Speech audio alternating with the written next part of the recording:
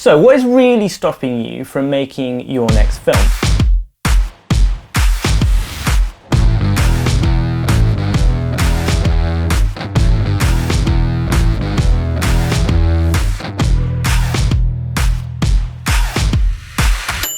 Welcome to Feature Film in a Year, breaking down the process and busting the myths of making a movie. So, another excuse that comes up, and I can really relate to this excuse, to the point where I'm like, it's not an excuse, it's real.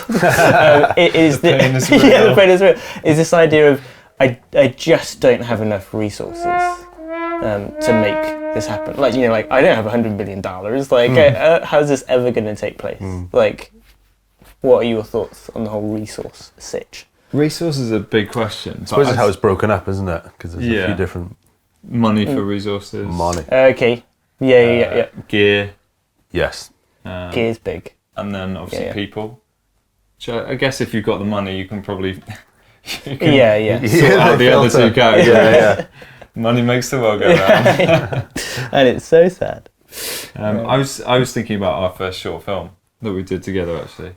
In terms of it being like an example of shooting with next to no resources. I mean, we basically What was the short? It was a short. It snowed heavily one Christmas. But I mean, for the whole film, it was basically me and you. I had a camera, just a kind of very basic DSLR that probably these days would only cost a couple of £100 on eBay.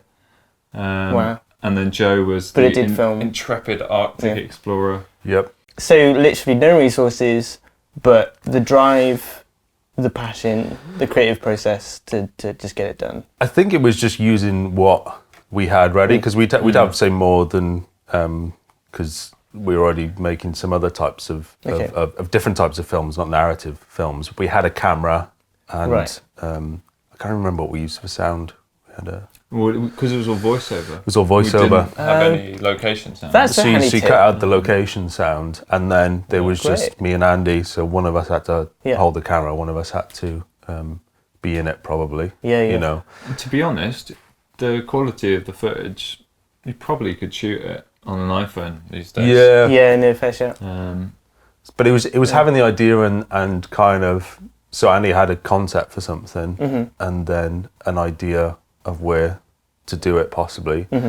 And then you have like the snow, which kind of looks cool and brings it to quite a different vibe.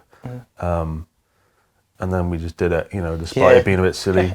And a deadline as well, right? Because it was for a competition, so we had a deadline and a time limit. So those were both helpful limitations. Because it only has to be 3 minutes long, and we've got to get it done in 2 weeks. So like, goals scare me, but sometimes they can be the thing that really keep you going. Like, if you haven't got those kind of limitations, it's just ad infinitum, just like keep recording and just keep going and going and going. But if you've got that sounds amazing.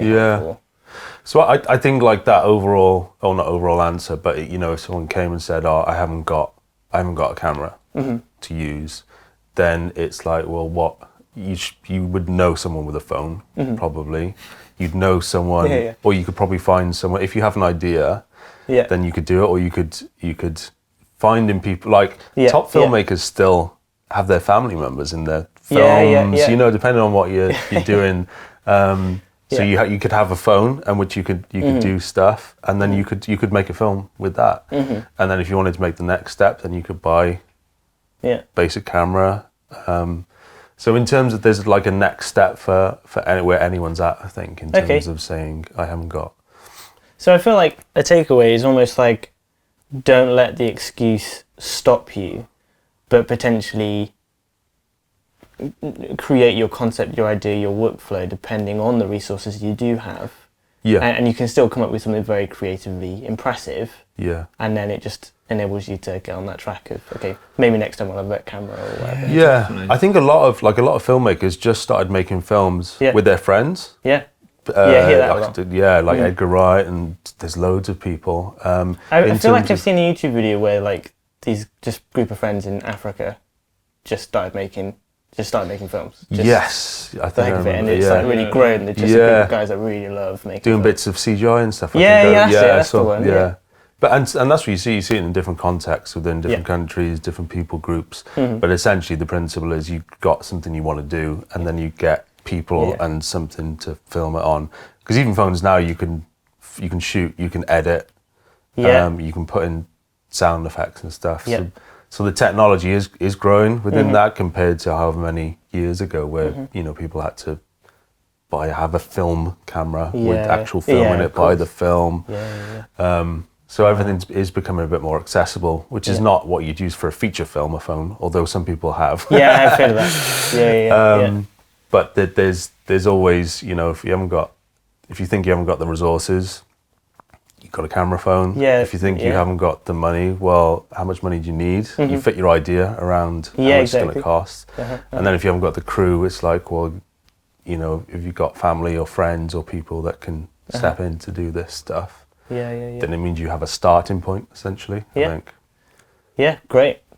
Which it's not a feature, it's not an excuse not to make a feature, but it's a starting point of practicing my craft, getting the experience. And I think in terms of a feature, like I don't have enough resources for a feature film, it's just that next level of like, again, what do you want to achieve out of the feature film? Yeah. And just fit it into what you've got available. And so one of the features that I did in these last couple of years was, to give it a little plug, Expiry, director called Tom Gatley. Tom Gatley, good man. And his whole process of making that was just an example of embracing your limitations. He had a really ambitious script, to be fair, but he decided, okay, we're going to shoot the feature film over a couple of days a month for about 9 months, I think. So, so roughly 18 to 20 days of filming. Which I feel like is quite bucks the trend. Normally you're like, this is my filming 3 weeks, like get everything smashed out, and then that's all we got.